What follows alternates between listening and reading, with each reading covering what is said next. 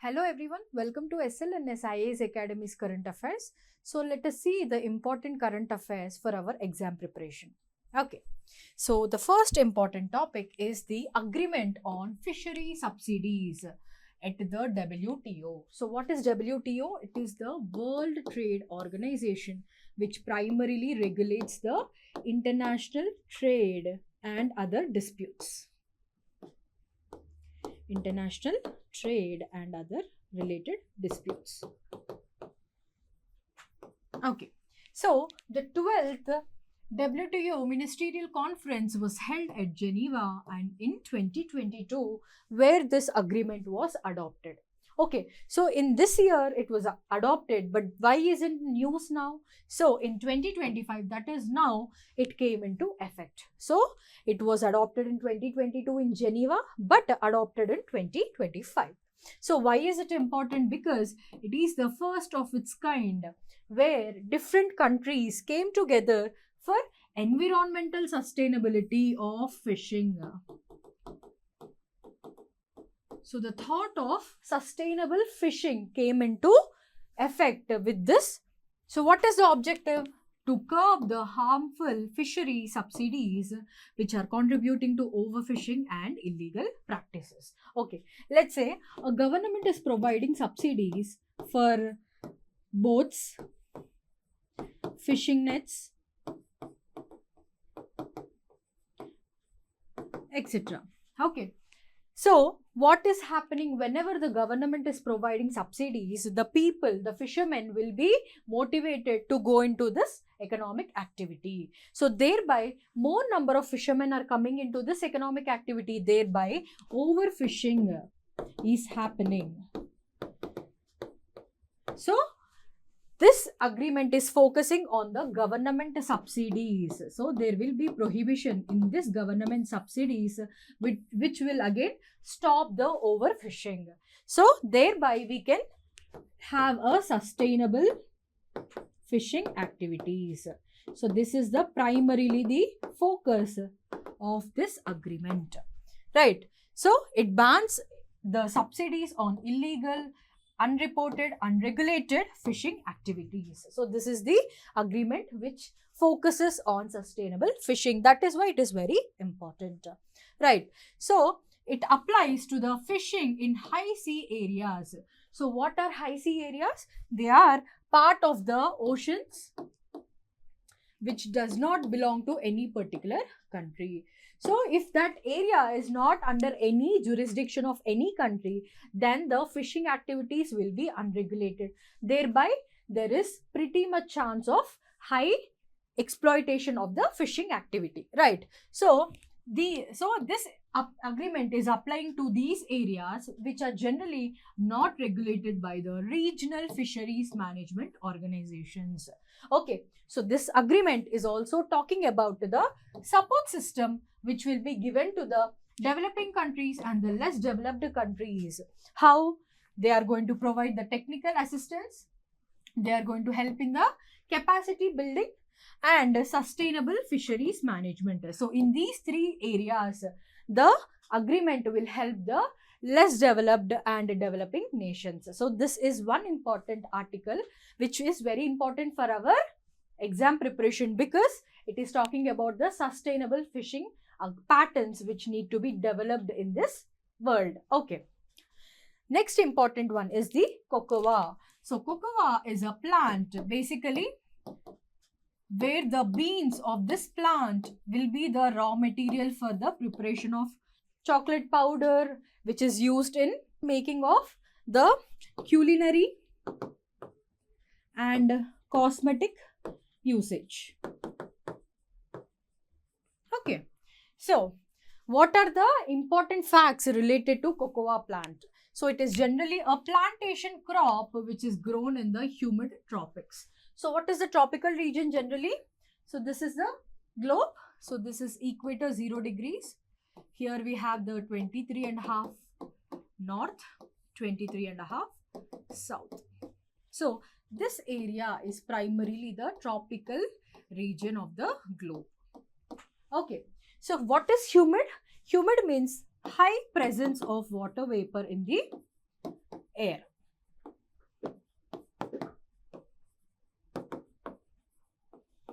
In air or atmosphere.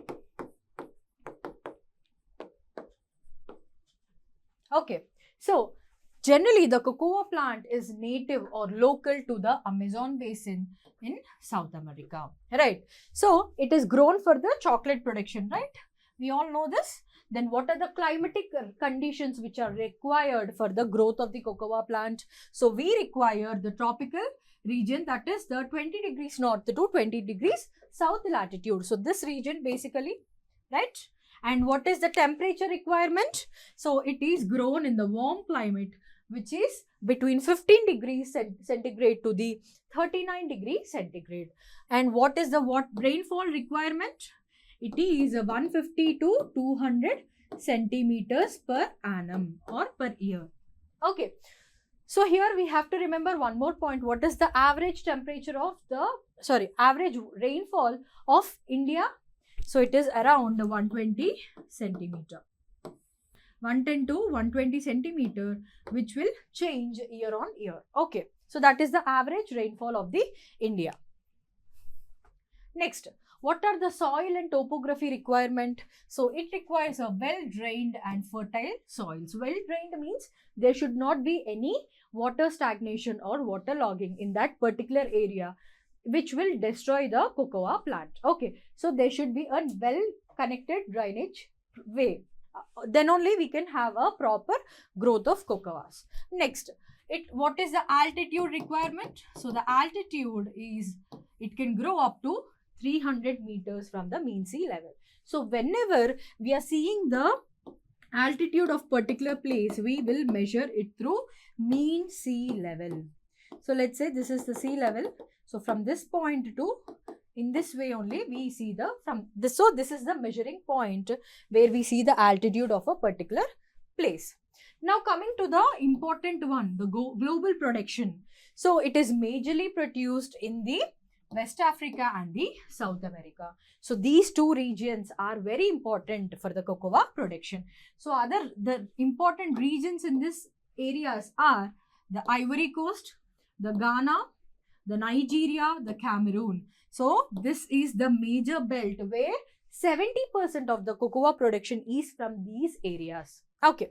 Next, in Asia, the largest producer is Indonesia. See, try to remember these facts, which will be very much important for our examination, right? Next, coming to India, it is grown as an intercrop with the coconut and areca nut. So, what is intercropping?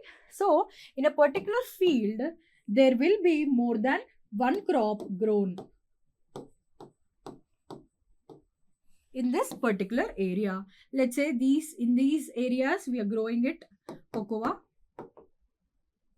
Here we are growing it coconut. And here we are growing areca nut. So this is an example. So intercropping, where we are growing more than 2 crops at a single site. That is called as intercropping. What are the major states which are producing cocoa in India? So we have the Karnataka, Kerala and Tamil Nadu. These are the, again, South Indian states where we have the tropical climate, good rainfall, right? And also warm temperatures. So which are the requirements for the growth of the cocoa plant. So these are important points you need to remember about cocoa. So the next important one is the electronic voting machines. So everyone is familiar with this term. So during the time of elections, we generally talk about the EVMs. So full form is the electronic voting machines. Okay. So what is it? It is a device which is used to record the votes electronically. So earlier we used to have the ballot papers, but in course of time we started to record the votes electronically. Right. So what is the background we need to remember? So this was adopted by the Election Commission of India in 1977. So in which year? 1977. The Election Commission started using the machines through the Representation of People's Act 1951 through the section 61A. So which section is talking about the EVMs, it is nothing but the section 61A of the Representation of People's Act 1951. So when was it introduced? So we adopted it in 1977, but when we started to use it in public for the first time in the 1982, we used it in the State Assembly constituency of Paravur in Kerala. Okay, in 1999, okay, in the state elections of Goa, we have used it throughout the state. See, in 1982, we have only conducted the EVMs in this constituency only, but in 1999, we have conducted throughout the Goa using EVMs. So, in 2004, the first Lok Sabha elections have been conducted. So, Lok Sabha elections, that is the elections to the MPs of Lok Sabha, was conducted in 2004 entirely by the usage of EVMs. Right. Next, who develops it? So it is the Technical Experts Committee of the Election Commission is involved in the development of the EVMs. Right. So who manufactures this? This is very important because since it is recording the votes, it is very important who is preparing the EVMs, right? So it is manufactured by two public sector units. Public sector units are basically the government owned companies where the maximum share is with the government, right? So if we hand it over to the private sectors, they may manipulate the voting system. So that is why only 2 PSUs in the entire nation are being allocated with this duty. Number 1, we have the BEL, that is the Bharat Electronics Limited in Bengaluru, which is under the control of Ministry of Defence, right? Number 2, we have the ECIL, the Electronics Corporation of India Limited, which is present in Hyderabad. It is under the Department of Atomic Energy. So only 2 PSUs are empowered to produce in the production of the EVMs, right? So how it functions, how the EVMs will function? So it has 2 important parts. Number 1, it has the control unit, which is with the polling officer, the head of the poll booth, and number 2, the balloting unit, which is inside the polling booth where the people will come and record their votes. So these are 2 parts of the EVM. Right. So a EVM can record up to 2000 votes. Okay. So what is the capacity?